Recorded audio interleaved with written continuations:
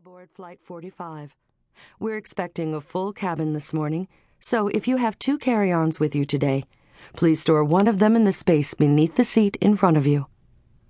She paused, her mouth still open. What came next? There was more to say, something about oxygen and masks, but the words scrambled in her mind and refused to come. She stood unmoving, her heart slamming against her chest. Here. Steph took hold of the microphone. I've got it. Kiahna's arm shook as she backed away, up against the closed front cabin door. What was wrong with her? She'd given that announcement 1,000 times. She could be in a coma and say it. Steph finished and the co-pilot came on. Flight attendants, prepare for takeoff. They pushed their jump seats down and buckled in. Usually this was Kiahna's favorite part. A few minutes of power and thrust while the airplane barreled down the runway and lifted into the air. Minutes where she wasn't needed by anyone for anything, when she could think about the day and all that lay ahead. This time, though, was different. All Kiahna could think about was the part of her day that lay behind, the part with Max. At 7 years old, Max was both brilliant and beautiful, a wonder boy streaking through life like a comet at breakneck speeds. He wore red tennis shoes, and his best friend was his yellow Labrador retriever, Buddy. At school, Max had a reputation for being the fastest, and sometimes the silliest boy on the playground, and his mouth ran faster than his legs. Kiahna liked to hold court with Max on dozens of adult topics. The death penalty, Max was against it. More money for public schools, he was for it. Max was fiercely patriotic, and at school he sometimes organized red, white, and blue days in honor of the U.S. troops in the Middle East. But this morning he'd been quiet. When do you finish working?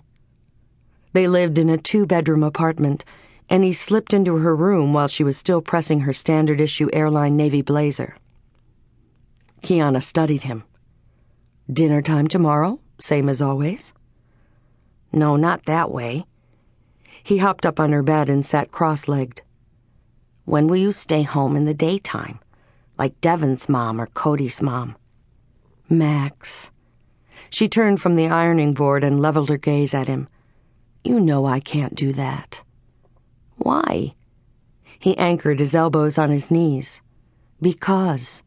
She came a few steps closer and sat on the edge of the bed. Those moms have husbands who work. So why can't we have a husband? Come on, Max. She cocked her head and brushed her finger against the tip of his nose. We've been through this sport. Buddy padded into the room and sank in a heap near Max's feet. Yeah, but... Max brought his fists together and rested his chin on them. His green eyes caught a ray of morning light. Forever? For now. She crooked her arm around his neck, pulled him close, and kissed the top of his head. His dark hair felt soft and damp against her cheek, still fresh from his morning shower. Until something better comes along. Like a husband? Max lifted his face to hers. He was teasing, but beyond the sparkles in his eyes was a river of hope, a hope that ebbed and flowed, but never went away. Kiahna smiled. She tousled the hair at the back of his head and returned to the ironing board. Max knew better than to push. A husband had never been in the picture, not a husband and not a daddy. Kiahna couldn't trust a man with her own heart, let alone her son's. Besides, it wasn't God's plan for her to have a husband. At least, that's the way she'd always felt. Max slid onto the floor and looped his arms around Buddy's neck. The dog rewarded him with a solid swipe of his tongue across Max's cheek. Buddy understands. Yes, Kiahna smiled. Buddy always does.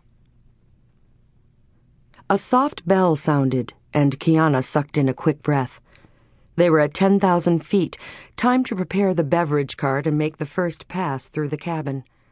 Steph approached her from the other side of the aisle. You okay?